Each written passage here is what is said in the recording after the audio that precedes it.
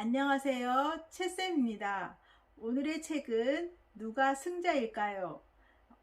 개미와 배짱 이야기, 사자와 생쥐 이야기, 농부와 뱀 이야기 세 편입니다. 노벨 문학상 수상 작가 토니 모리슨이 이솝우화를 다시 리메이크 했습니다. 많은 것을 생각하게 해주어서 세 편 모두 올려봅니다. 첫 번째로 개미와 배짱이 이야기입니다. 우리가 잘 알고 있는 그 개미와 배짱이 이야기예요. 그런데 배짱이 편에서 다시 한번 생각해 보게 했어요. 삶에서 무엇이 중요한지를 돌아보게 하는 그런 이야기입니다. 배짱이 폭스쥐와 친구인 개미 키드 A가 있어요. 이들은 함께 공원에서 빈둥대며 날마다 신나게 놀았어요. 그러던 어느 날 개미 키드 A가 열심히 일을 해야 할 때가 되었다고 헤어지자고 합니다. 폭스쥐는 이렇게 말합니다. 난 즐거움을 주고 감동을 주고 올바른 것을 보여주며 잘못된 것을 고쳐주어야 해. 그래서 난 신나게 연주하고 쾅쾅거리며 외쳐야 한다고. 집으로 돌아간 키드 A는 밀린 집안일과 겨울 동안 먹을 것을 차곡차곡 저장했어요. 어디선가 밤낮 없이 들려오는 폭수의 맑은 음악에 맞춰 일하기 때문에 늘 즐거웠어요. 어느새 겨울이 찾아왔어요. 폭스쥐는 노래 한 곡을 더 완성하고 싶었지만 굶주림과 추위에 꼼짝 못했지요. 할 수 없이 키드 A를 찾아갔어요. 그런데 키드 A는 거만하게 이렇게 말합니다. 난 미리 겨울 계획을 세우고 먹을 것을 저장해 놨어. 내가 그 잘난 날개에 시간을 낭비하고 있을 때 말이야. 폭스쥐는 이렇게 대항합니다. 난 음악으로 내 갈 길을 달래줬어. 내 영혼을 살찌게 했었지. 그런데 넌 나한테 도넛 조각 하나 나눠줄 수 없단 말이야? 난 예술가야. 그게 바로 내가 하는 일이야. 넌 내 음악을 좋아했으니까 나도 존중해줘야 돼. 어떻게 내가 일을 안 했다고 말할 수 있니? 이것이야말로 일이야. 다만 놀이처럼 보일 뿐이야.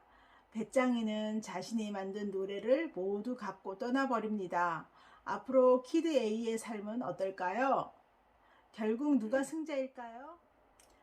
다음 이야기는 사자와 생쥐 이야기입니다. 이것도 완전 색다릅니다. 사자가 드넓은 초원에서 외칩니다. 여봐라 들어라. 어떤 이유도 구실도 반대도 변명도 필요 없다.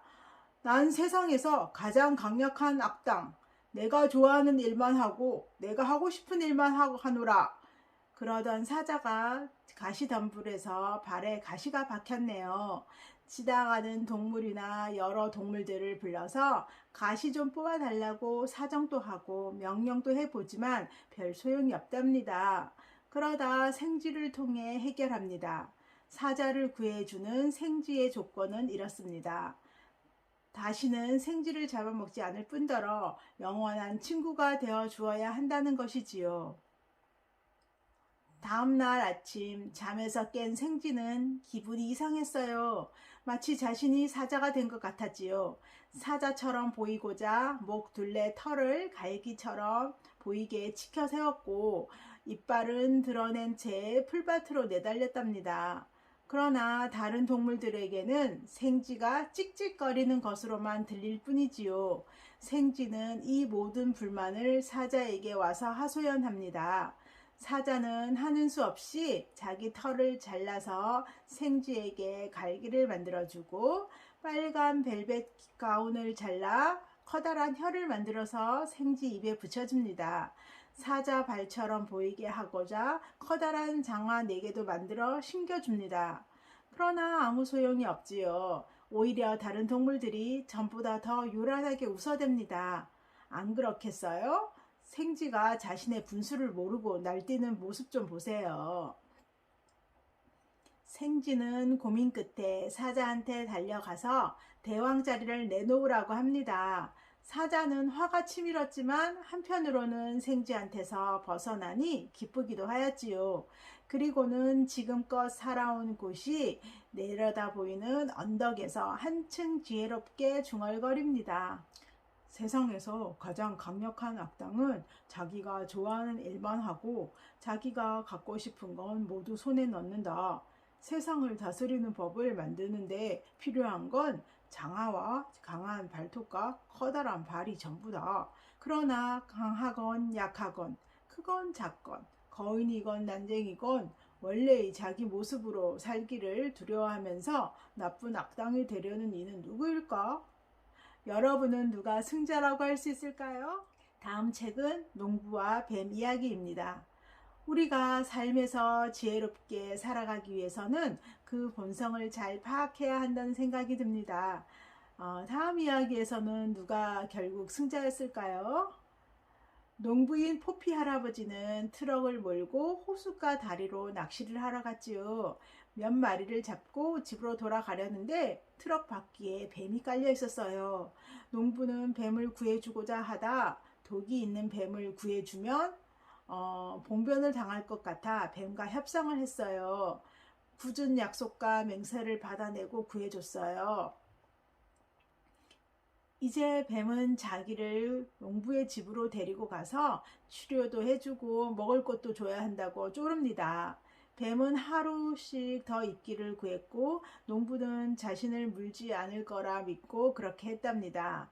며칠 후 농부는 그 문제를 생각하며 차를 몰고 마을에 갔다 왔지요. 이제 뱀은 농부의 침대에서 누워 있어요. 그리고 자신의 취향대로 농부에게 요구사항을 나열합니다. 그날 밤 농부는 웬일인지 잠이 안 와서 현관 앞에 나가 앉아 별을 보며 생각했답니다. 그리고 따끔한 통증 때문에 잠에서 깼지요. 팔뚝에 2개의 독이빨 자국이 생겼어요. 뱀은 독이빨에서 독침이 뚝뚝 떨어지고 있었지요. 농부는 절대로 날 물지 않겠다는 약속을 어긴 거짓말쟁이 뱀에게 항의했어요. 뱀은 시치미를 뚝 떼고는 이봐 친구 난 뱀이야 라고 아무 말도 없다는 듯이 말했답니다. 그러나 농부는 죽지 않았어요. 어떻게? 뱀이 한 약속을 곰곰이 생각해 봤대요. 뱀은 자기가 농부를 무는 건 생각도 안 할 거라고 말했지 물지 않겠다는 말이 아님을 깨달았어요. 그래서 만약에 일어날 일을 대비해서 마을에 갔던 날 뱀독 예방 주사를 맞았대요. 또 열심히 생각하며 집중했기 때문에 목숨을 구한 것이라고 합니다. 농부는 자신이 이 일을 잊지 않고 영원히 떠올리게 해줄 방법을 연구해냈어요. 무엇일까요? 그건 바로 뱀 가죽 장화였지요. 이제 누가 승자인지 알 수 있지요? 이 세상을 살아가는 동안에 뱀과 같이 배신을 하는 사람들이 꼭 있겠지요. 그럴 때 나를 지키기 위해서는 정신을 집중하는 것이 자신을 아끼는 길이라는 사실을 잊지 말아야겠어요. 오늘도 들어주셔서 감사합니다.